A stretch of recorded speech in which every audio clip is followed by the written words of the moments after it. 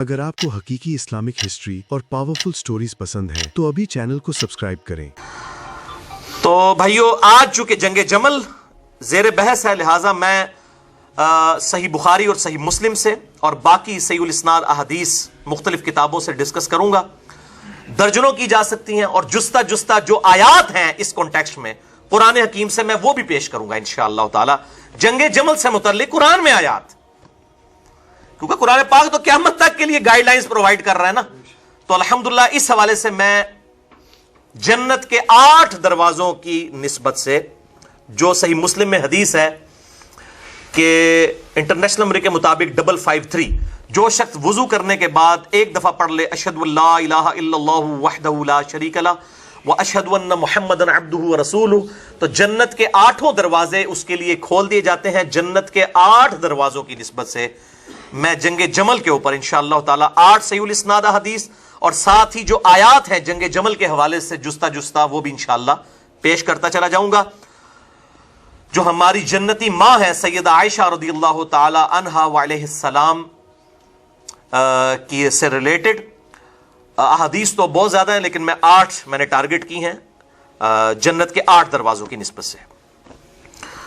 پہلی حدیث مسند امام احمد میں انٹرنیشنل نمبر کے مطابق 18430 ہے، اور مشکات میں بھی موجود ہے 5378، اور مشکات کو میں نے نام دیا ہے انسائکلوپیڈیا آف حدیث۔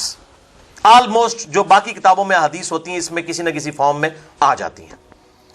اور اسی کا ایک طریق سنن ابی داؤد میں 4646 اور جامعہ ترمذی میں 2226 ہے۔ ان تمام احادیث کا لب لباب یہ ہے کہ حذیفہ ابن یمان رضی اللہ تعالیٰ عنہ اور سیدنا سفینہ رضی اللہ تعالیٰ عنہ وعلیہم السلام وہ روایت کرتے ہیں، آپ صلی اللہ علیہ وسلم نے فرمایا کہ میرے بعد خلافت علی منہاج النبوہ، یعنی نبوت کی طرز پہ جو خلافت ہے وہ میرے بعد 30 سال تک رہے گی۔ اس کے بعد کاٹ کھانے والی ملوکیت کا دور شروع ہو جائے گا، یعنی نہ حق لوگوں کے ساتھ زیادتیاں کرنا۔ اور اسی کا جو طریق، یہ پوری حدیث جو ہے اس واقعہ کربلا والے پمفلٹ میں نے لکھی ہے، اس کی طرف آج جانے کی ضرورت نہیں ہے۔ اس کا جو دوسرا طریق ہے سیدنا سفینہ سے رضی اللہ تعالی عنہ وعلیہ السلام، ابو داؤد میں 4646 اور ترمذی میں 2226، اس میں الفاظ ہے کہ خلافت علی منہاج النبوہ 30 سال تک رہے گی۔ اس کے بعد سیدنا سفینہ جو ہے وہ اپنے شاگرد کو کہتے ہیں کہ بیٹا گن، سعید تابعی کو، ابو بکر کے 2 سال، عمر کے 10 سال، عثمان کے 12 سال اور علی کے 6 سال۔ ویسے سیدنا علی کے 5.5 سال ہیں، وہ 6 مہینے سیدنا حسن ابن علی کے بھی اس میں شامل ہیں۔ تو وہ جو تابعی ہے وہ کہتا ہے کہ یہ جو بنو زرقہ، بنو امیہ ہیں، زرقہ کہتے ہیں نیلی آنکھوں والے، یہ سارے بلیاں کھا لے سن آل امیہ۔ یہ بنو زرقہ جو ہیں، بنو امیہ، آل مروان، آل امیہ، یہ لوگ تو کہتے ہیں کہ علی علیہ السلام خلیفہ ہی نہیں ہے۔ یہاں پر امام داؤد نے 4646 نمبر حدیث میں علی علیہ السلام لکھا ہے۔ یہاں پہ عربی ترجمہ ہوا تو وہ عربی جو بھی کاٹ دیتا، اردو جو بھی کاٹ دیتا۔ سننا.com اہل سنت کی سب سے بڑی ویب سائٹ ہے حدیث کی کتابوں کی، سلفیوں کی، اس میں آپ ابو داؤد 4646 کھولیں اور اس کی عربی پڑھیں، علی علیہ السلام لکھا ہوا ہوگا۔ اتنے مولوی بڑھ گیا وچ، وہ میری ذمہ داری نہیں ہے۔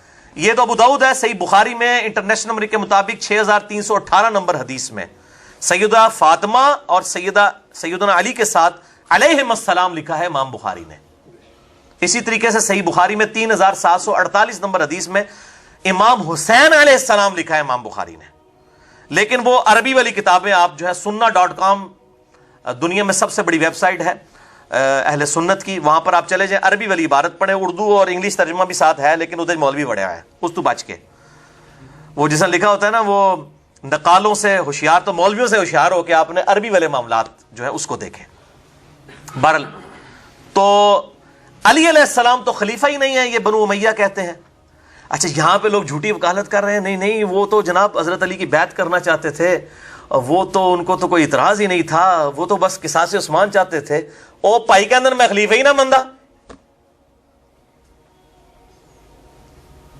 تو علی علیہ السلام خلیفہ نہیں ہے۔ تو سیدنا سفینہ کو اتنا غصہ آیا کہ انہوں نے کہا کہ یہ تو ان کی پیٹھ سے جھوٹ نکلا ہے جہاں سے یہ ہوا خارج کرتے ہیں. ایک صحابی کے الفاظ ذرا دیکھیں کہ اس سے بدبودار چیز کوئی نہیں ہو سکتی کہ کوئی علی کو خلیفہ نہ مانے. ٹھیک ہے. اور ترمذی میں الفاظ ہیں 2226 میں آگے کہ سیدنا سفینہ کہتے ہیں کہ حق تو یہ ہے کہ بنو امیہ کی اپنی حکومت اس روئے ارض کی بدترین بادشاہت ہے. نبی صلی اللہ علیہ وسلم نے کہا کاٹ کھانے والی ملوکیت, سیدنا سفینہ جو اس دور سے گزرے انہوں نے کہا بدترین بادشاہت. اب وہ کہتے ہیں نہیں یہ آخری والے الفاظ جو ہے نا یہ تھوڑے ڈاؤٹ فل ہے, تو پہلے والے بھی ڈاؤٹ فل ہے بھائی, پہلے بھی نہیں تسی بچتے. تو شیخ البانی رحمہ اللہ نے سلسلہ حدیث صحیحہ میں اس حدیث سفینہ کا پورا دفاع کیا. شیخ زبیر لزئی صاحب نے حدیث سفینہ کے دفاع کے اوپر مقالات کی پہلی جلد میں پورا مضمون لکھا. شیخ غلام مصطفیٰ ظہیر صاحب نے اس کے دفاع کے اوپر پورا مضمون لکھا, اور شیخ البانی نے تو بڑی ڈیٹیل کے ساتھ اس کے اوپر ڈسکشن کی کہ حدیث سفینہ ہی صحیح ہے کہ خلافت راشدہ 30 سال تک ہے. امام احمد بن حنبل کا بھی یہی موقف تھا, ان کے بھی فتاوی کے اندر یہی موجود ہے. تو میں ساتھ ساتھ بتا رہا ہوں, یہ ایک ایک چیز جو ہے آگے پنڈورا باکس سے اگر کھولنا شروع کرتے ہیں. بہرحال دوسری حدیث سنن ابی داؤد میں 4607, جامعہ ترمذی میں 2676 اور مشکات میں 165 نمبر ہے. بڑی مشہور حدیث ہے. ارباز بن ساریہ رضی اللہ تعالیٰ عنہ کہتے ہیں کہ نبی صلی اللہ علیہ وسلم نے اپنی وفات سے چند دن پہلے ایک بلیغ خطبہ دیا, اور اتنا رکت انگیز وہ خطبہ تھا کہ ہر آنکھ اشک بار تھی, اور آپ صلی اللہ علیہ وسلم اس طرح گفتگو فرما رہے تھے جس طرح آپ صلی اللہ علیہ وسلم قریب دنیا سے تشریف لے جانے والے ہیں. آپ صلی اللہ علیہ وآلہ وسلم نے ارشاد فرمایا کہ میرے بعد جو بھی تم میں زندہ رہا وہ بہت اختلاف دیکھے گا. اس وقت دین میں نئی نئی بدعتوں سے بچنا, اور ساتھ ہی ارشاد فرمایا علیکم بسنتی و سنت الخلفاء الراشدین المہدیین, تم پر میری سنت اور میرے ہدایت یافتہ خلفائے راشدین کی سنت لازمی ہے. اس وقت ان کو پکڑ لینا, اپنی داڑھوں سے مضبوطی کے ساتھ پکڑ لینا, اور دین میں بدعتوں سے بچنا. تمام بدعتیں گمراہیاں ہیں, اور سنن نسائی کے الفاظ ہیں تمام گمراہیاں دوزخ میں لے جانے والی ہیں. تو پرٹیکولرلی خلفائے راشدین کے خلاف خروج کو, ان کی مخالفت کرنے کو, اس لیول کی مخالفت کے جو ہے جتھا بنا کر اور پارٹی بنا کے ان سے ٹکرا لیا جائے, اس کو آپ صلی اللہ علیہ وآلہ وسلم نے قرار دیا ہے بدعت. لیکن امت میں وہ شیعہ سنی کے کنفلکٹ ہو گیا. سنی بس حضرت عثمان کے مخالفین کو بدعتی کہتے ہیں, حالانکہ وہ بھی صحابہ تھے, اور وہ ابن سبا کے متھے لگا دیتے. ایک ابن سبا نے ہزاروں صحابہ کی مت مار دی, نعوذ باللہ من ذالک. یہ تو چند لوگوں کو بچانے کے لیے ابن سبا کا ایک ڈھونگ رچا ہے. ابن سبا پرسنالٹی ہے. میرا پورا کوسچن آنسر سیشن ریکارڈ ہو چکا ہے 5 گھنٹے کا, میں انشاءاللہ اینڈ پہ تعارف کرواؤں گا, لیکن وہ بعد میں آیا ہے. اس کو اس کے ساتھ فٹ ان کرنا, یہ تو احادیث کے ساتھ اسی طرح کھلواڑ ہے جیسے کہ وہ صحیح مسلم میں سلام پھیرتے وقت جو رفع الیدین ہے وہ ہاتھوں کو اٹھانا, اس کی حدیث کو گھوڑوں کے دموں والی حدیث کو رفع الیدین کے اوپر لگانا. وہ حدیث ہے گھوڑوں کے دموں والی بھی, اس میں بھی رفع ایدیکم کے الفاظ موجود ہے, لیکن وہ یہ رفع الیدین نہیں ہے. اسی طریقے سے وہ ابن سبا ہے, لیکن وہ بعد میں ہے, جس کو سیدنا علی نے خود قتل کروایا. وہ سیدنا علی کو کے لیے الوہیت کا عقیدہ رکھتا تھا. بل وہ ٹاپک الگ سے ہے, میں نے اشارتاً بات کر دی. تو آپ صلی اللہ علیہ وسلم نے پرٹیکولر بدعت کہا خلفائے راشدین کے خلاف جو ہے خروج کرنے کو, چاہے وہ عثمان کے مخالفین ہوں چاہے علی کے ہوں رضی اللہ عنہم اجمعین وعلیہم السلام. تیسری حدیث مسند احمد میں 11790 مکتبۃ الشاملہ کے مطابق, سنن نسائی الکبریٰ میں 8457 نمبر صحیح سند کے ساتھ. اور یہ فضائل صحابہ جو احمد بن حنبل کی کتاب ہے اس میں یہ ساری احادیث موجود ہیں. ایون سیدنا عثمان کی شہادت سے ریلیٹڈ احادیث, وہ مصنف ابن ابی شیبہ میں بھی اس چیپٹر سے پہلے سیدنا عثمان کی شہادت کا چیپٹر ہے. آپ یہ فضائل صحابہ اور مصنف ابن ابی شیبہ پڑھ لیں تو آپ کو اندازہ ہو جائے گا کہ ہم جو باتیں کر رہے ہیں یہ حکمرانوں کی لکھوائی ہوئی تاریخ نہیں ہے بلکہ صحیح الاسناد حدیث ہے.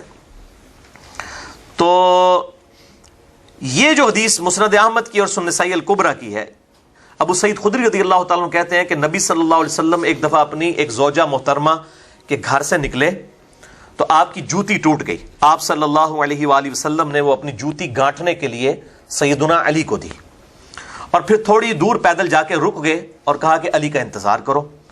سیدنا علی رضی اللہ تعالیٰ عنہ علیہ السلام جوتی گانٹھنے میں مصروف تھے, اور آپ صلی اللہ علیہ وسلم اپنے اصحاب کے ساتھ گفتگو کر رہے تھے, اور راوی کہتے ہیں کہ سیدنا ابو بکر اور عمر بھی ہم میں موجود تھے علیہم السلام.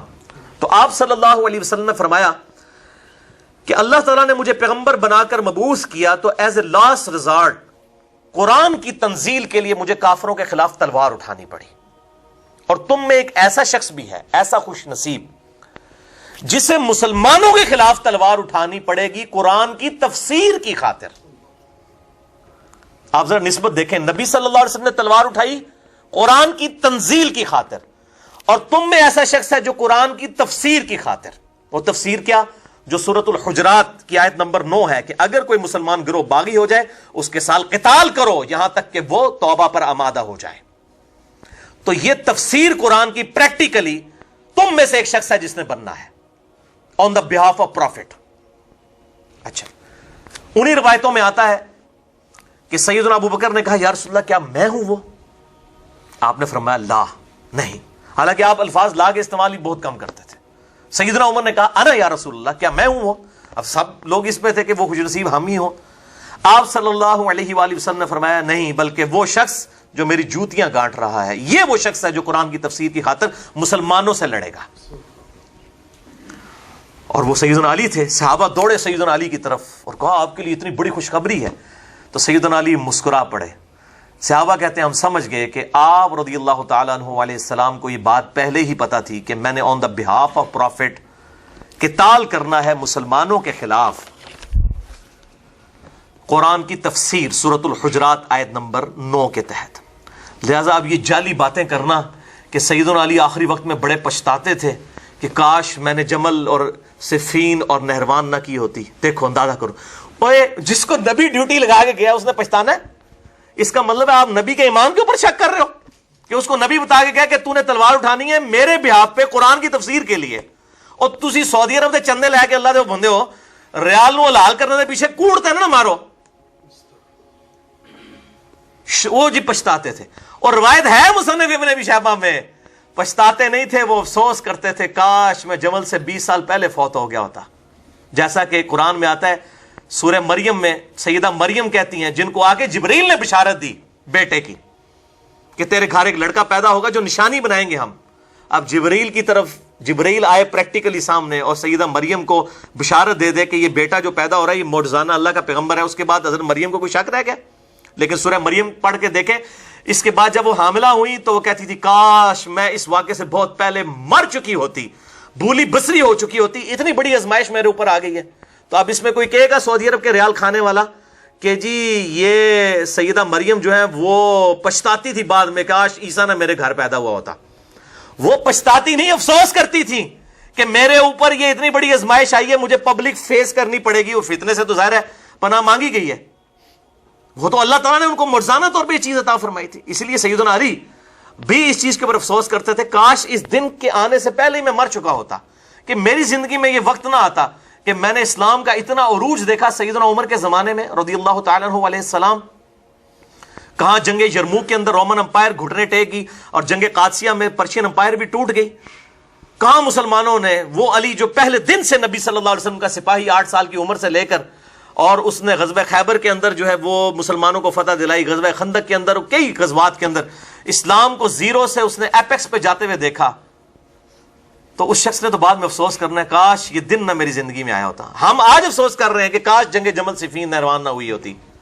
تو سیدنا علی پچھتاتے اس حوالے سے دکھ کرتے تھے، تو یہ اس کو بات کو کوئی اور کا اور رنگ دے دیتے ہیں صرف اپنے ریالوں کو ہلاک کرنے کے لیے۔ اور وہاں پہ ایران دے بھی ریال ہی ہوندے جے، ویسے ایرانین ریال ہوتا ہے جیسے سعودی ریال ہے نا، تو ایرانی ریالوں کو بھی کوئی ایک خاص طبقہ حلال کر رہا ہے اور ایک خاص طبقہ جو ہے سعودیہ کے ریالوں کو حلال کرنے کی کوشش کر رہا ہے۔ بہرحال جی یہ تے قیامت دن پتہ چلے گا حلال ہوئے نے کہ حرام ہوئے نے۔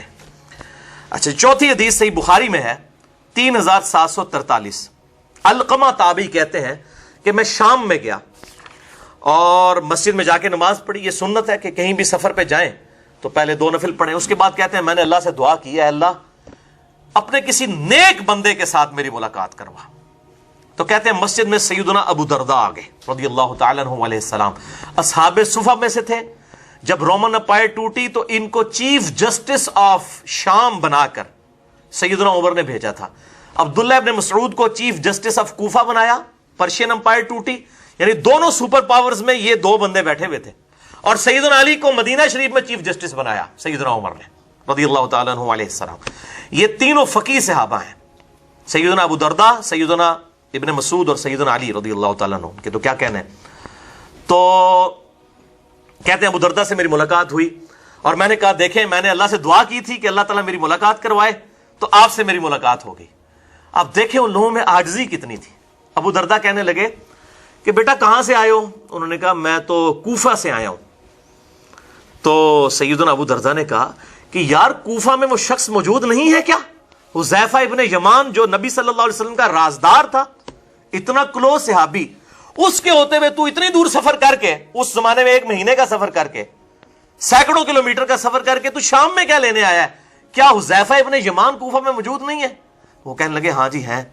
ان کا کیا کوفے کے اندر وہ شخص موجود نہیں ہے جس کو اللہ تعالیٰ نے اپنے نبی صلی اللہ علیہ وآلہ وسلم کی مبارک زبان سے شیطان کے خلاف پناہ عطا فرمائی تھی کہ اس کی رائے جو ہے وہ شیطان سے محفوظ ہوگی؟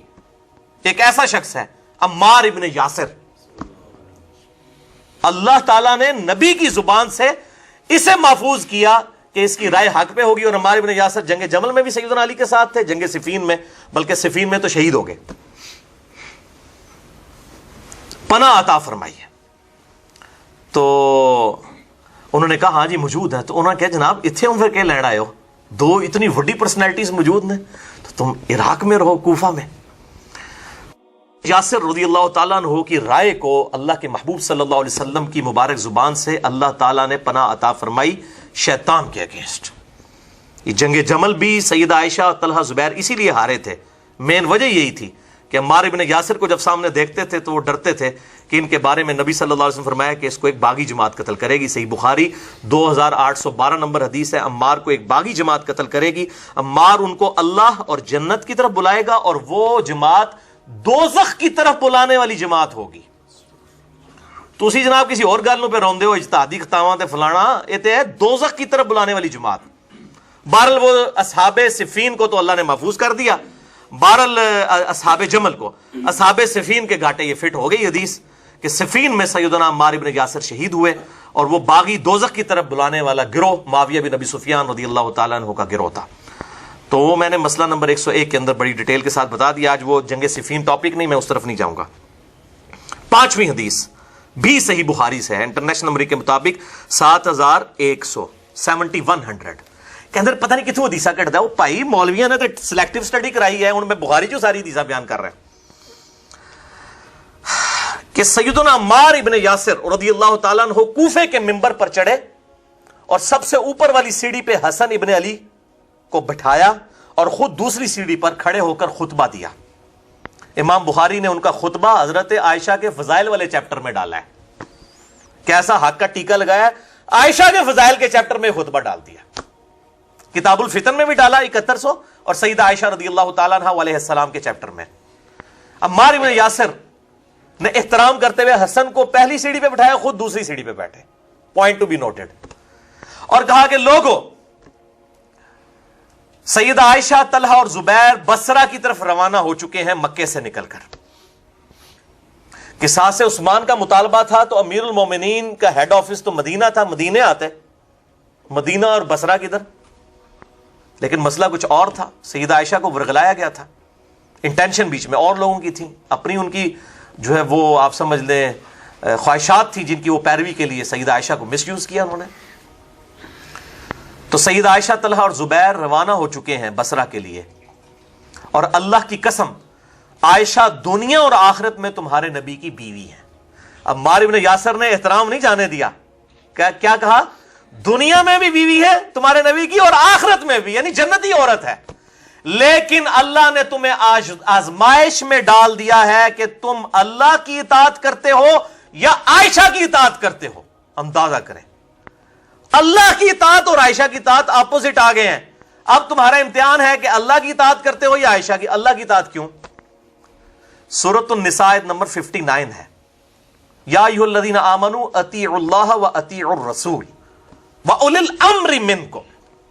اے ایمان والو، اللہ کی اطاعت کرو اور رسول کی اطاعت کرو، اور تم میں جو حکمران بنا ہو اس کی بھی اطاعت کرو.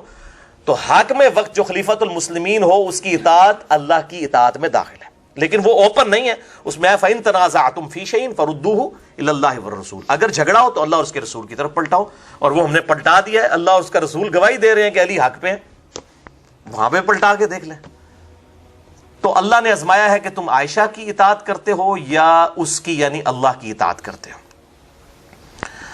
تو یہ الحمدللہ امام بخاری نے زبردست کام کیا، اور اگر وہ آج کل کے ریال والا معاملہ ہوتا تو وہ آدھی حدیث لکھتے ہیں کہ عائشہ دنیا اور آخرت میں تمہارے نبی کی بیوی ہیں، اتنی حدیث بھی کافی تھی نا، لیکن امام بخاری نے حق کا ٹیکا امت کو لگا دیا کہ اللہ نے آزمایا ہے کہ تم اللہ کی اطاعت کرتے ہو یا عائشہ کی۔ یہ عمار ابن یاسر کا خطبہ امام بخاری نے عوام الناس کے لیے لکھا ہے، یعنی کل تک ہم لوگوں کہتے تھے حدیثیں پڑھیں، بخاری مسلم میں نماز کا طریقہ لکھا ہے تو لوگ خوش ہوتے تھے، جب ہم یہ بتاتے ہیں وہ کہتے ہیں نہیں جی احادیث تو ڈائریکٹ نہیں پڑھنی چاہیے، گھوڑا ہو جائیں گے۔ یہ بات کوئی بریلوی دیوبندی کر رہا ہو یا شیعہ کر رہا ہو تو بات سمجھ آتی ہے، اگر اہل حدیث بھی یہ بات کرنا شروع کر دیں تو پھر ان کے اوپر تو 4 تکبیریں پڑھ کے جو ہے نا ان کو دفنا دینا چاہیے، اس طرح کے لوگوں کو کہ جن لوگوں کی یہ سوچ بن چکی ہے۔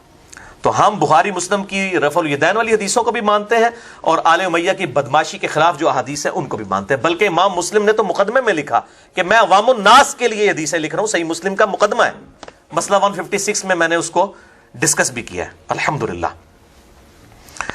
اچھا اب میرے بھائیو چھٹی حدیث، تھرڈ لاسٹ آج کی، صحیح بخاری سے، وہ بھی یہ بھی بخاری سے، اور بخار چڑھ جائے کسی نو کنزیکٹو تیسری حدیث بخاری سے 4425۔ اچھا، اور یہ واقعی بخار چڑھانے والی حدیث ہے۔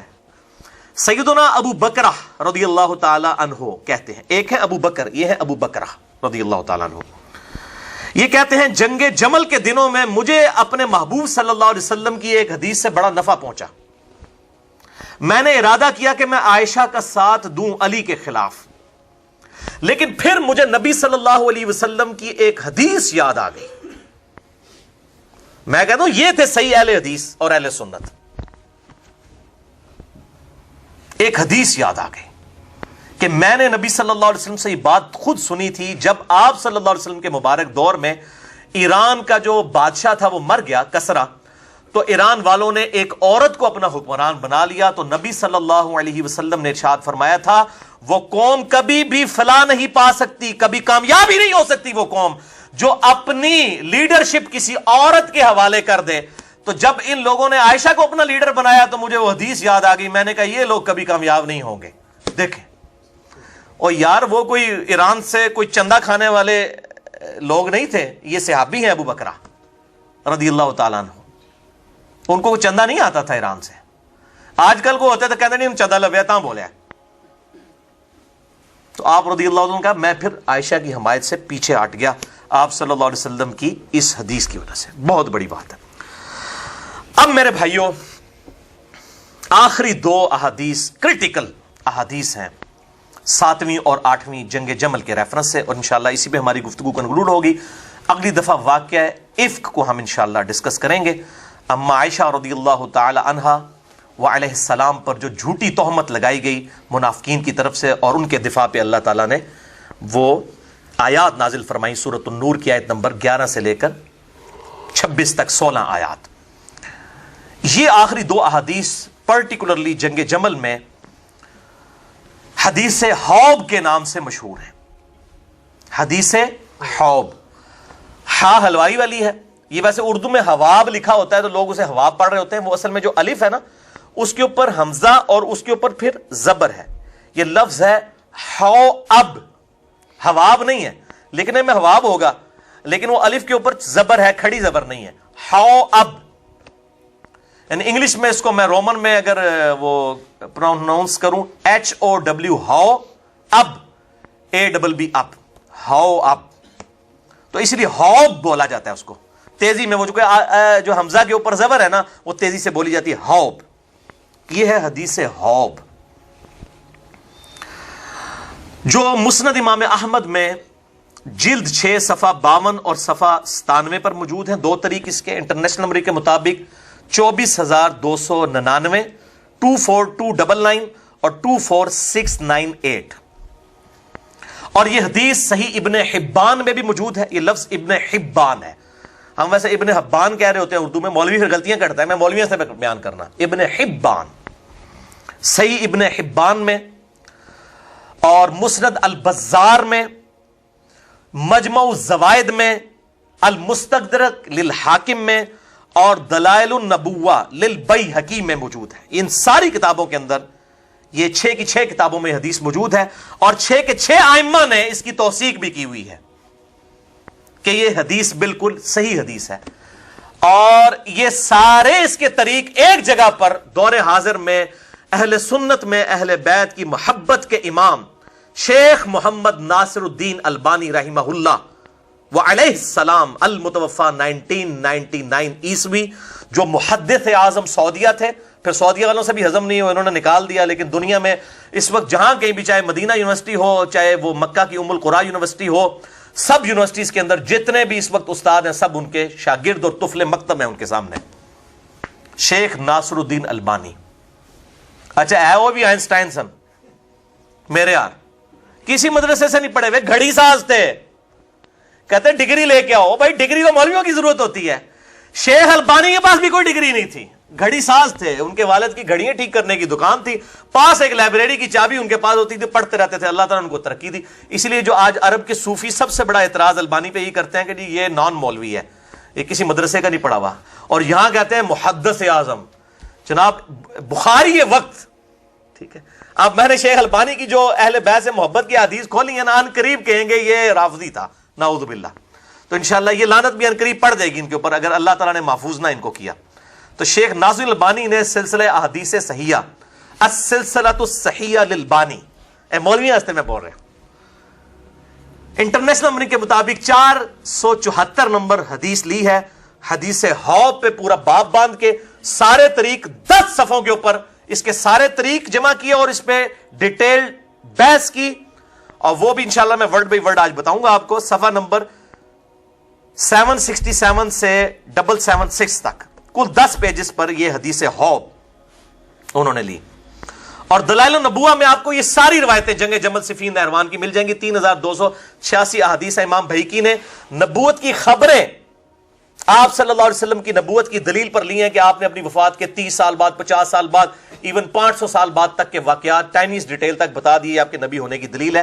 دلائل النبوہ کی یہ حدیثیں ہیں جنگ جمل، نہروان اور صفین والی، جس کو کہتے ہیں بیان نہ کرو، یہ تو ہمارے نبی کی نبوت کو جسٹیفائی کرنے والی احادیث ہیں صلی اللہ علیہ وآلہ وسلم۔ اور دلائل النبوہ امام بہیقی کی کتاب کا بھی ترجمہ ہو چکا ہے اردو میں، وہ بھی ایٹم بم ڈگ پہ آئے نہ تھے الحمدللہ۔ المستدرک للحاکم کا بھی ترجمہ بریلویوں نے کر دیا ہے، اور انٹرنیشنل نمبر کے مطابق انہوں نے اس کو غالباً 8 یا 9 جلدوں کے اندر، لیکن PDF نہیں اس کا آیا، البتہ اردو میں ترجمہ ہو چکا ہے۔ امام ذہبی کی اس میں تحکیم بھی لگی ہوئی ہے، امام حاکم کی تحکیم کے ساتھ ساتھ۔ تو یہ تمام 6 کتابوں کے میں نے حوالے دیے۔ حدیث حوض، قیس بن ابو حازم تابعی کہتے ہیں کہ جنگ جمل کے لیے جاتے ہوئے بنو عامر کے گھاٹ کے پاس جب سیدہ عائشہ نے پڑاؤ کیا، سیدنا طلحہ زبیر بھی ساتھ تھے، تو اچانک کتوں نے بھونکنا شروع کر دیا۔ سیدہ عائشہ نے پوچھا کہ یہ کون سی جگہ ہے؟ تو ساتھیوں نے عرض کیا کہ یہ حوض ہے۔ تو سیدہ عائشہ رضی اللہ تعالیٰ عنہا نے کانپنا شروع کر دیا، اور انہوں نے کہا کہ میں تو اب کبھی بھی آگے نہیں جاؤں گی، کیونکہ میں نے نبی صلی اللہ علیہ وآلہ وسلم سے یہ حدیث خود سن رکھی ہے کہ میری ایک بیوی کا کیا حال ہوگا جب کہ حوض کے کتے بھی اس پہ بھونکیں گے۔ حوض کا نام آپ صلی اللہ علیہ وسلم نے لیا، اور امام بیہقی نے دلائل النبوہ میں اسے نبوت کی دلیل بنایا کہ حدیث بیان نہ کرو، کیونکہ امام بیہقی کے زمانے میں نہ سعودیہ سے چندہ آتا تھا نہ ایران سے، اس لیے انہوں نے کتاب لکھی، ورنہ یہ کتاب نہیں لکھنے دینی تھی۔ 3286 حدیث دلائل النبوہ پہ امام بیہقی نے، جو امام حاکم کے استاد ہیں، المتوفى 458 ہجری میں فوت ہوئے امام بیہقی۔ تو یہ امام بیہقی نے نقل کی۔ اسی کا ایک طریق جو ہے مسند البزار میں جو موجود ہے 3273، اس میں بڑے خطرناک الفاظ ہیں۔ نبی صلی اللہ علیہ وسلم کہتے ہیں کاش مجھے معلوم ہو جاتا کہ میری کون سی بیوی ایسی ہے کہ جو زیادہ بالوں والے اونٹ پر سوار ہوگی، ایسے اونٹ پر جس کے چہرے پہ بہت زیادہ بال ہوں گے، اور اس کے دائیں اور بائیں بہت مسلمان قتل ہوں گے. کاش مجھے معلوم ہو جاتا وہ میری کون سی بیوی ہوگی اور وہ پھر اس جنگ سے بال بال بچے گی. یعنی نبی صلی اللہ علیہ وسلم نے یہ بھی پریڈکشن دے دی کہ عائشہ بچ جائے گی, باقی لوگ تو چلے شہید ہو گئے, یہ بچ جائے گی. تو آپ صلی اللہ علیہ وسلم کہتے ہیں مجھے پتا نہیں ہے, کاش مجھے پتا ہوتا. یعنی آپ صلی اللہ علیہ وسلم کو یہ بات نہیں, لیکن آپ دیکھیں کہ اس حدیث کو روایت عائشہ نے خود کیا رضی اللہ تعالیٰ عنہا. تو اس وقت تو سیدہ عائشہ نے سوچے نہیں ہوگا کہ میں ہوں یہ, لیکن اللہ نے ایسا معجزہ کروایا کہ حضرت عائشہ سے ہی روایت کروایا اس حدیث کو. باقی بیویوں تک یہ حدیث اس طریقے سے روایت بھی نہیں ہے, اور نبی صلی اللہ علیہ وسلم کو پتہ نہیں, اللہ نے نام نہیں بتایا تھا, ورنہ آپ کہتے ہیں مجھے نام پتہ ہے اور آپ یقیناً سیدہ عائشہ کو بتا دیتے رضی اللہ تعالی عنہا وعلیہ السلام. تو یہ جو حدیث حوب ہے میرے بھائیوں, اس کو تمام محدثین نے صحیح کہا ہے, چاہے وہ امام حاکم ہو المتوفہ 405 ہجری, امام ابن حبان ہو المتوفہ 354 ہجری, اور امام بیہقی ہو المتوفہ 458 ہجری, امام ذہبی ہو المتوفہ 748 ہجری, امام حیثمی ہو ابن حجر اسقلانی کے استاد المتوفہ 807 ہجری, امام ابن حجر اسقلانی ہو 852 ہجری المتوفہ, یا شیخ ناصر الدین البانی رحمہ اللہ المتوفہ 1999 عیسوی, یا شیخ زبیر علی زئی رحمہ اللہ المتوفہ 1435 ہجری بمطابق 10 نومبر 2013 رحمہم اللہ اجمعین ورضی اللہ عنہم اجمعین وعلیہم السلام. یہ سب کے سب لوگوں نے اس حدیث کو صحیح کہا ہے, اور دور حاضر میں شیخ شعیب آرنوت ہوں یا ہمارے جہلم شہر کے شیخ غلام مصطفیٰ ظہیر صاحب حافظہ اللہ تعالی, میں ان کے لیے دعائے خیر کروں گا, اللہ ان کی حفاظت کرے ناسبیوں سے کہ ان کے ہتھے نہ چڑھیں. وہ تو ہمارے جہلم شہر کے, میں ان کی بڑی قدر کرتا ہوں. وہ تو شاید مجھے مسلمان بھی نہ سمجھتے ہوں, میرے سلام کا جواب بھی نہیں دیتے کئی سالوں سے. تو بہرحال ہم تو علمی قدر کرنے والے, ہم جذباتی لوگ نہیں ہیں, ہم علم کے میدان کے شاہ سوار ہیں. تو علم کے میدان میں جذبات کی کوئی حیثیت نہیں ہوتی, بلکہ ہمارے درس سے کوئی بھائی مسجد میں صف میں کھڑے ہوئے ہونا تو وہ ان کے ساتھ پاؤں سے پاؤں نہیں ملاتے, 1 فٹ دور کھڑے ہو جاتے ہیں. اور اس کی ہم نے ویڈیو بھی بنائی ہے, ہم نیٹ پہ نہیں چڑھا رہے, ورنہ ان کی طرح یہ ہم ذلیل کام کریں تو اس طرح کی ویڈیوز جو ہے نیٹ پہ چڑھانا شروع کر دیں کہ یہ لوگ سنت سے کتنی محبت کرتے ہیں.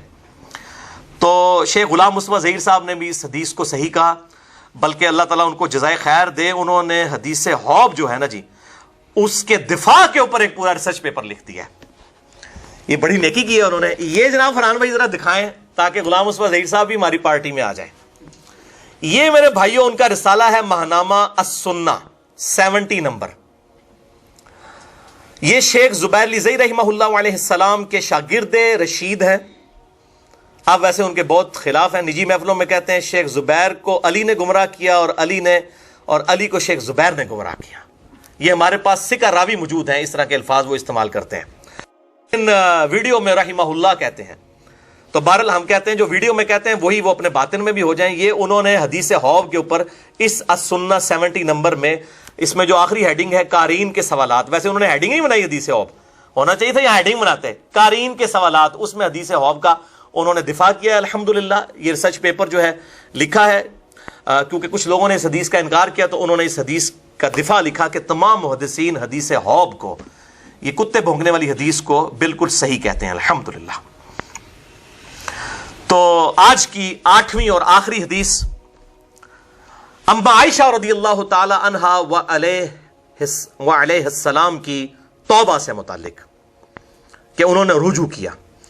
وہ ہے میرے بھائیوں صحیح بخاری میں انٹرنیشنل نمبر کے مطابق 1391, یہ بھی صحیح بخاری سے. اما عائشہ رضی اللہ تعالی عنہا پر جب نزا کا عالم طاری ہوا تو انہوں نے ابن زبیر اپنے بھانجے کو, جو صحابی بھی ہیں, صحابی کے بیٹے ہیں اور سیدنا ابو بکر کے نواسے ہیں, سیدہ اسما بنت ابی بکر کے بیٹے, ان کو بلا کر وصیت کی کہ مجھے رسول اللہ صلی اللہ علیہ وآلہ وسلم اور ابو بکر اور عمر کے ساتھ دفن مت کرنا, بلکہ مجھے میری سوکنوں کے ساتھ بقیع غرقد قبرستان میں دفن کرنا, جو روضہ شریف کے بالکل سامنے ہے. میں نہیں چاہتی کہ ان 3 ہستیوں کی وجہ سے, ابو بکر, عمر اور ہمارے محبوب صلی اللہ علیہ وآلہ وسلم جو ان کے شوہر بھی تھے, ان تینوں کی وجہ سے لوگ میری تعریف کریں. یہ کتنی خوش نصیب ہے ان کے ساتھ دفن ہوئی ہے. مجھے میری سوکنوں کے ساتھ دفن کرنا، باقی امہات المومنین کے ساتھ۔ بخاری میں اتنے ہی الفاظ ہیں، لیکن اسی کا ایک طریق جو ہے المصنف ابن ابی شیبہ میں انٹرنیشنل نمبرنگ کے مطابق 37,772 ہے، کہ آخری وقت میں انہوں نے وصیت کی، یہی الفاظ ہیں جو بخاری والے ہیں، کہ مجھے میری سوکنوں کے ساتھ دفن کرنا۔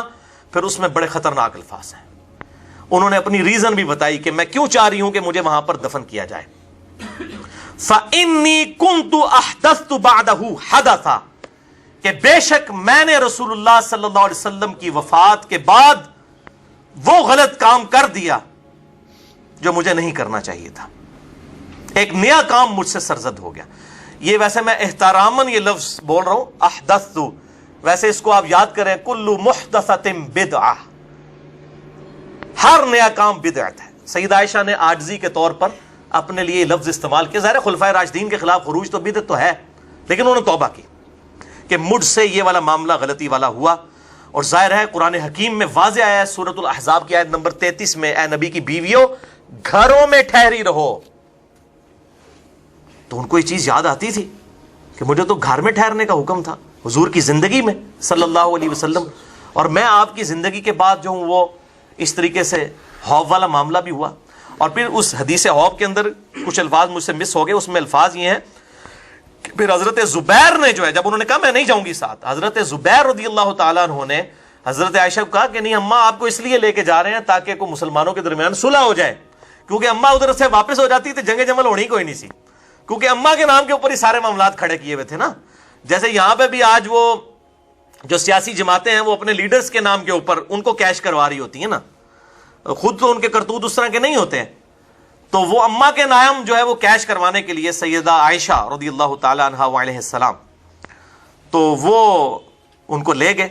بہرحال شرمندہ تھی۔ سلسلہ احادیث صحیحہ میں شیخ البانی نے 474 نمبر حدیث میں یہ سارے طریق جمع کیے ہیں حدیث حوض کے 10 صفحوں کے اوپر، 767 سے 776 تک، اور پھر جو انہوں نے کمنٹس کیے ہیں نا وہاں پہ میرے بھائیو ایسے ایسے طریق انہوں نے جمع کیے ہیں۔ امام ابن عبد البر کی کتاب الاستیعاب میں سے انہوں نے وہ نقل کیا کہ اما عائشہ جب واپس آئی نا تو بڑی شرمندہ تھی، اور انہوں نے عبداللہ بن عمر کو کہا کہ عبداللہ بن عمر تو نے مجھے کیوں نہیں روکا جب میں جا رہی تھی جمل کے لیے، تو ہی مجھے روک لیتا۔ ان کا اماں تیرا بھانجا جو ہے نا عبداللہ ابن زبیر وہ اتنا تیری رائے پہ غالب ہو چکا تھا کہ اس وقت تجھے کسی کی بات سمجھ ہی نہیں آ رہی تھی، تو نے کدھر رکنا تھا اگر میں روکتا بھی۔ اس طرح کے کافی طریق انہوں نے جمع کیے، اور الحمدللہ یہ جو شیخ ناصر الدین البانی ہے رحمہ اللہ، جن کو میں کہتا ہوں کہ وہ نیوٹن اور آئنسٹائن تھے اہل سنت کے، کہ ان کے پاس جو ہے وہ ڈگری تو کوئی نہیں تھی، گھڑی ساز تھے، ہماری طرح وہ انجینئر ہی تھے آپ کہہ لیں اس اعتبار سے، لیکن اللہ نے ان کو توفیق دی۔ حدیث حوض پہ جو 474 نمبر انہوں نے سارے یہ طریق جمع کیے حدیث حوض کے، یہ کتے بھونگنے والی حدیث کے، اس کے بعد انہوں نے جو اپنے کمنٹس کیے ہیں نا وہ سنی اور شیعہ دونوں کے لیے اصلاحی کمنٹس ہیں، پازیٹیو کمنٹس۔ اب یہ سنیوں کو ہضم ہو جائے تو بڑی بات ہے، شیعہ کو تو چھوڑیں، ہم سنیوں کے لیے کمنٹس پڑھ کے سنانے لگے ہیں کہ یہ بتائیں کہ شیخ ناصر الدین البانی یہ اہل سنت کے امام ہیں، اور آج کی ڈیٹ تک تو امام ہی ہیں، بعد میں کوئی ان کو خارج کر دے تو وہ ویسے تو اب وہ اتنے بڑے ہو چکے ہیں کہ نہ تو اب شیخ زبیر صاحب سے کوئی جان چھڑا سکتا ہے نہ شیخ البانی سے، وہ پرسنالٹیز اتنی بڑی ہو چکی ہیں۔ اور شیخ زبیر صاحب کی پرسنالٹی اس لیے بھی بڑی ہوگی کہ دارالاسلام کے ذریعے پوری دنیا میں اس وقت جو سب سے بڑا ادارہ ہے اردو اور انگلش کتابوں کا دارالاسلام، انہوں نے ابو داؤد ترمذی نسائی ابن ماجہ شیخ زبیر صاحب کی تحکیم کے ساتھ چھاپی ہوئی، شیخ البانی کی نہیں۔ ایون جو بڑے گورے بار مسلمان ہو رہے ہیں نا انہوں نے بھی جو ابو داؤد ترمذی نسائی ابن ماجہ اٹھائی ہوتی ہے نا انگلش والی، وہ شیخ البانی کی تحکیم والی نہیں ہوتی، شیخ زبیر کی تحکیم والی ہوتی ہے، تو ان سے جان تو نہیں چھڑا سکتے۔ اور شیخ زبیر صاحب نے اس حدیث کو صحیح کہا ہے، اور کہیں گے کہاں کا ہے؟ ویڈیو میں کہا ہے، میں نے وہ ویڈیو ریکارڈ کی ہوئی ہے، ہماری ویب سائٹ پہ رکھی ہوئی ہے، جس میں انہوں نے کہا میں نے سوال لکھ کے دیا تھا حدیث حوض والا، تو انہوں نے کہا وہ حدیث صحیح ہے۔ ہم حضرت علی کو اسی لیے حق میں مانتے ہیں کہ حدیث حوض والا معاملہ سیدہ عائشہ کے بارے میں تھا، تو ویڈیو میں ریکارڈڈ ہے۔ انہوں نے خیال آتے بعض شیخ زبیر صاحب کو یہ کہتے ہوتے تھے یار تسی کیا کر چھڑے علی نو ساری ویڈیو ریکارڈ کرواتی ہیں نے۔ یہ جو ہماری ویڈیو ریکارڈ ہے جون کے مہینے کی 2009 کی ایک مسجد کے اندر جو شیخ زبیر صاحب کے ساتھ 40 کوسچنز تھے، وہ ہماری ویب سائٹ پہ رکھی ہے، 40 کوسچنز وتھ شیخ زبیر علی زئی صاحب، اور اس کے علاوہ سے کلپ بھی حدیث حوض والا چڑھا ہے، اس کے اندر حدیث حوض کو انہوں نے بالکل صحیح کہا ہے۔ اب شیخ البانی کے آپ ذرا کامنٹ سنیے. وہ کہتے ہیں کہ جو اما عائشہ نے کہا نا فَإِنِّي كُنْتُ أَحْدَثُ بَعْدَهُ حَدَثًا، کہ مجھ سے حضور کی وفات کے بعد ایک نیا کام سرزد ہو گیا. تو شیخ البانی کے کامنٹس ورڈ بائی ورڈ، یہ کسی بریلوی دیوبندی اہل حدیث شیعہ مولوی کے نہیں ہیں، شیخ البانی کے کامنٹس ہیں، جو عرب و عجم میں حدیث کی فیلڈ کے امام ہیں، المتوفا 1999 عیسوی، محدث اعظم سعودیہ. یہ کہتے ہیں سعودیہ کیوں کہتا ہے بھائی؟ سعودیہ والوں نے ان کو محدث اعظم بنایا تھا، بعد میں نکال دیا. البانیہ، مجھے پتا ہے البانی کے وہ البانیہ کے رہنے والے تھے، کہتے ہیں انہوں پتہ ہی نہیں ہے. تو مولوی وہ باتیں پکڑتے ہیں، اس لیے میں ساتھ ساتھ کلیئر بھی کرتا ہوں. ان کے الفاظ ورڈ بائی ورڈ حدیث حوب السلسلۃ الصحیحہ للبانی 474 نمبر حدیث کے کانٹیکسٹ میں سنیے. وہ کہتے ہیں جو اما عائشہ نے کہا فَإِنِّي كُنْتُ أَحْدَثُ بَعْدَهُ حَدَثًا، تو اس نئے کام سے مراد سیدہ عائشہ کا جنگ جمل میں شرکت کرنا تھا، کیونکہ بعد میں آپ رضی اللہ تعالیٰ عنہ اپنے اس سفر پر بہت ہی شرمندہ تھیں اور اپنے اس عمل سے توبہ بھی کی. البتہ انہوں نے یہ کام نیک نیتی سے کیا تھا، جیسا کہ سیدنا طلحہ اور زبیر نے کیا. سیدنا طلحہ بھی پھر جنگ چھوڑ گئے. المستدرک الحاکم میں آتا ہے کہ پھر مروان نے خود ہی جو ان کو ساتھ لایا تھا تیر مار کے ان کو شہید کر دیا. یہ 72 حدیث میں نے ساری روایتیں جمع کی ہیں. اس میں زیادہ سے زیادہ یہ اعتراض کیا جا سکتا ہے. اب یہ کہتے ہیں کہ اعتراض کوئی شخص حضرت عائشہ پہ کر سکتا ہے تو اس کا جواب بھی سنیں. اعتراض بھی بڑا خطرناک ہے اور جواب اس سے زیادہ خطرناک ہے. وہ کہتے ہیں سیدہ عائشہ کو جب حوب مقام کے بارے میں معلوم ہوا تو انہیں واپس چلے جانا چاہیے تھا، لیکن اسی حدیث میں مذکور ہے کہ وہ واپس نہیں گئیں. یہ بات ام المومنین کو زیبا تو نہیں تھی. اس سلسلے میں ہمارا جواب یہ ہے، جواب بڑا کوڑا ہے، عزم ہو جائے جے سنیا نو، سنیا دا امام ہے عزم کرو. ہمارا جواب یہ ہے کہ ضروری نہیں کہ ہر کمال والی صفت ہی صحابہ کے لائق ہو، کیونکہ لغزش سے مبرہ صرف اللہ تعالی کی ذات ہے. وہ کہتے ہیں اللہ سے لغزش نہیں ہو سکتی. کسی سنی مسلمان کے لیے یہ مناسب نہیں کہ وہ اپنی قابل احترام شخصیات صحابہ کرام علیہم رضوان کے بارے میں اتنا غلو کرے کہ انہیں معصوم شیعہ اماموں کی صف میں کھڑا کر دے. انہوں نے کہا شیعہ دے 12 نو معصوم سمجھتے ہیں، ان 12 کو ہم بھی مانتے ہیں، ائمہ کو، اہل سنت کے بھی ائمہ، اور سنی جو ہے سارے صحابہ کو ہی معصوم مانتے ہیں. وہ کہتے ہیں آپ تو 4 ہاتھ آگے نکل گئے ہو، آپ کو یہ زیب نہیں دیتا کہ آپ وہی کام شروع کر دیں. اتنا غلو کرے کہ انہیں معصوم شیعہ اماموں کی صف میں لا کھڑا کرے. ہم اس بات میں شک نہیں کرتے کہ ام المومنین کا یہ خروج اصل میں خطا پر مبنی تھا. اس لیے جب انہیں معلوم ہوا کہ حوض کے بارے میں رسول اللہ صلی اللہ علیہ وسلم کی پیشن گوئی پوری ہو گئی ہے تو انہوں نے واپسی کا ارادہ بھی کر لیا تھا. البتہ سیدنا زبیر نے انہیں یہ کہہ کر واپسی کے ارادے کو چھوڑنے پر قائل کر لیا کہ شاید آپ کی وجہ سے صلح ہو جائے. ظاہر ہے جی وہ تقدیر کا غلبہ تو ہونا تھا، لیکن تقدیر کے غلبہ آج کی ڈیٹ میں ہم کہہ سکتے ہیں، ورنہ تو ہر گناہ کرنے کے بعد کوئی تقدیر پہ ہی پھینک دے گا. جب بعد میں تو یہ بات ہو سکتی ہے، ہاں ہونے سے پہلے کوئی نہیں کہہ سکتا کہ چونکہ میری تقدیر میں لکھا ہے اس لیے میں نے ضرور یہ کام کرنا ہے. جب ہو گیا تو پھر انسان یہ کہتا ہے کہ جو میری تقدیر میں لکھا تھا. غلطی تو غلطی رہے گی. وہ تو حضرت آدم کی غلطی بھی غلطی ہے، بعد میں انہوں نے توبہ کی، لیکن اللہ نے 7 دفعہ ان کی غلطی کا ذکر کیا اور سورۃ الاعراف میں فرمایا اس لیے ذکر کیا تاکہ اے اولاد آدم تم بچ جاؤ. تو آج بھی اگر خلافت راشدہ کے کو دوبارہ بحال کرنا ہے، امام محمد مہدی علیہ السلام کی خلافت کو لبیک کہنا ہے امت نے، تو یہ ساری باتیں پتہ ہونا ضروری ہے. مسئلہ نمبر 127 بھی میرا امام محمد مہدی کے اوپر ریکارڈڈ موجود ہے. امام محمد مہدی علیہ السلام کی خلافت پوری دنیا کے مسلمانوں کے لیے ہوگی اور سنی اور شیعہ کا اجماع ہوگا. یہ اس کا ٹاپک ہے، جسے شوق ہو تو وہ دیکھے. شیخ البانی لکھتے ہیں کہ واپسی کا ارادہ سیدنا زبیر کی وجہ سے ترک کیا. اس میں بھی شک نہیں کہ سیدنا زبیر بھی اپنی اس اجتہاد میں خطا پر تھے. عقل بھی اس بات کا فیصلہ کرتی ہے کہ دونوں گروہوں میں کسی ایک کو ضرور خطا پر ماننا پڑے گا. ایک کہتے ہیں 2 ہی ٹھیک نے، دیکھو وہ جس طرح وہ کہتے ہیں نا چاروں امام صحیح ہیں. ایک کہنا ہے جی فاتحہ پڑھو اس تو بغیر نماز نہیں ہوتی، دوسرا کہنا ہے کہ جی اگر جو فاتحہ پڑھے اس کے منہ میں انگارہ رکھ دو، پھر کہتے ہیں 2 ہی ٹھیک نے. تو یہاں بھی کیسے سارے ٹھیک ہو سکتے ہیں؟ شیخ البانی بھی کہہ رہے ہیں کہ ایک کو تو عقل کا تقاضا ہے، ہوں عقل جی ماری جائے نا اللہ گل ہے، اور یہاں تو حدیثیں بھی موجود ہے. کہتے ہیں عقل کا تقاضا ہے، ایک کو تو غلط ماننا پڑے گا. ان 2 گروہوں میں سے ضرور کسی کو ایک کو خطا پہ ماننا پڑے گا کہ جن کے مابین سینکڑوں لوگوں کا خون ہو گیا. وہ کہتے ہیں اتنے مسلمان قتل ہو گئے ہیں، ان میں تسی کو 2 ہی ٹھیک نے، کسی ایک کی تو غلطی تھی نا. اور بلا شبہ سیدہ عائشہ کا اجتہاد ہی اس معاملے میں خطا پر مبنی تھا. شیخ البانی یہ مفتی اعظم محدث اعظم سعودیہ ہیں, محدث اعظم ایران نہیں ہے شیخ البانی. اس کے بعد بہت سے اسباب اور واضح دلائل موجود ہیں. ایک دلیل تو ان کا اپنے خروج پر خود نادم ہونا ہے. وہ کہتے ہیں دلائل بہت ہیں کہ سیدہ عائشہ غلط تھی. ایک تو ان کا خود غلطی کو ماننا, ان کے فضل و کمال کو یہی بات مناسب تھی کہ وہ اپنی غلطی پر شرمندہ ہو جاتی. اس سے معلوم ہوا کہ سیدہ عائشہ کی اجتہادی خطا ہے اور ان خطاؤں میں سے ہے جو نہ صرف معاف کر دی جائیں گی بلکہ اللہ تعالیٰ ان پر اجر بھی عطا فرما دے گا, کہ اگر انہوں نے نیک نیتی کے ساتھ کیا تھا تو اللہ تعالیٰ ان کو اس معاملے میں اجر عطا فرمائے گا. اب یہ شیخ البانی کا اپنا اجتہاد ہے, حالانکہ یہ جو اجتہادی خطا کے اوپر جو اجر والی حدیث ہے وہ حاکم کے بارے میں ہے. بخاری اور مسلم میں حدیث ہے کہ اگر کوئی حاکم اپنے اجتہاد سے صحیح فیصلہ کرے تو اس کو ڈبل اجر ملے گا, اور اگر اپنے اجتہاد سے غلط فیصلہ کرے تو ایک اجر. یعنی سیدنا علی اگر یہ قتال غلط کرتے تو ان کو ایک اجر ملتا, اور صحیح انہوں نے کیا تو ان کو دگنا اجر. جو باقی مخالفین ہیں نا ان کے بارے میں نہیں, اس میں واضح الفاظ ہے حاکم, اور حاکم اس وقت سیدنا علی ہی تھے.